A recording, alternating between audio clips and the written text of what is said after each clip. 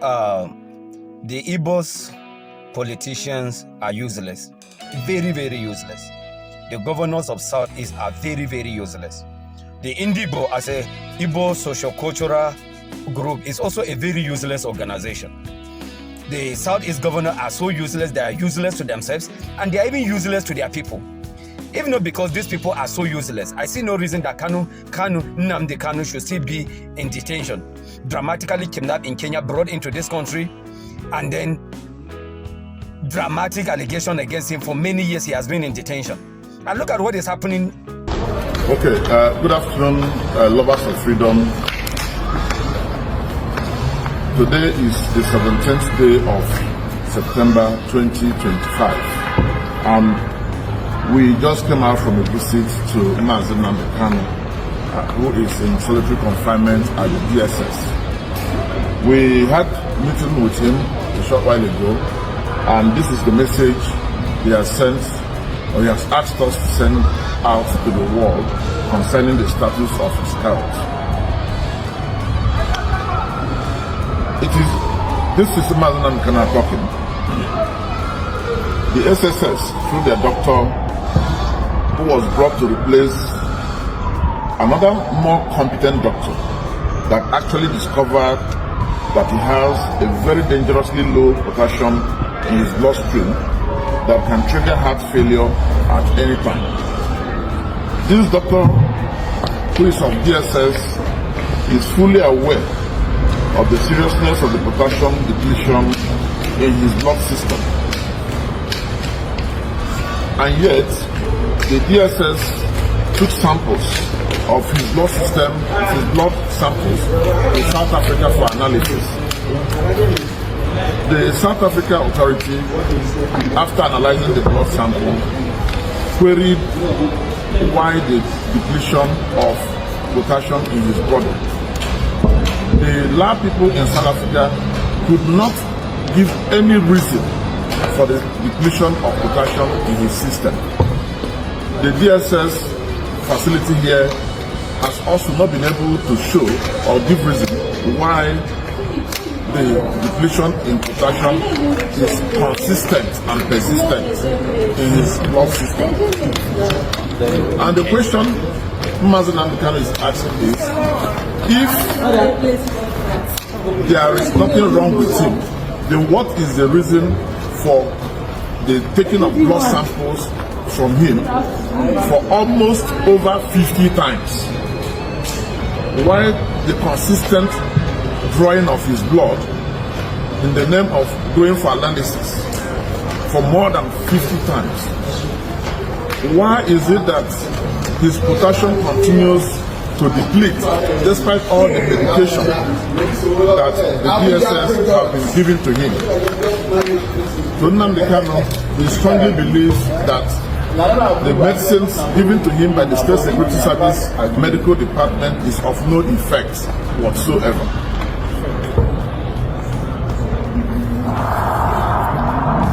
He also wants the world to know that he may have been poisoned in Kenya to the knowledge of the Nigerian authorities, but yet the Nigerian authorities choose not to give him the adequate medical treatment that he needs for his survival to face his trial.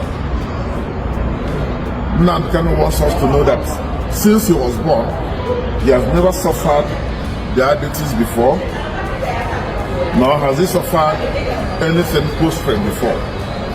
But due to the depletion of the potassium in his body, so many things have started going wrong with his internal organs. His pancreas, his prostate, and so many other things. His heart, so many other things. The kidney function is not functioning at optimal level. It's Nnamdi Kanu's belief that the Nigerian judiciary is seriously being intimidated by the authorities. And that is why it appears that the judiciary is not helpful to him when it comes to issues of his health. Professor Araji Professor Emeritus, a medical doctor, who is currently leading his medical team, had proposed to affidavit stating what he found that is wrong with Nnamdi Kanu and recommending that Nnamdi Kanu be taken before the National Hospital, which is a federal government-owned hospital, for proper medical attention. But unfortunately, the federal government of Nigeria, through the State Security Service, have refused to see reasons why he should be taken to the National Hospital that is here in Abuja. It is interesting to know that at each point in time that Nnamdi Kanu's medical checks was being conducted, the DSS will normally send 2 or more of their own in-house doctors to witness all examination. And they are fully aware of his medical condition.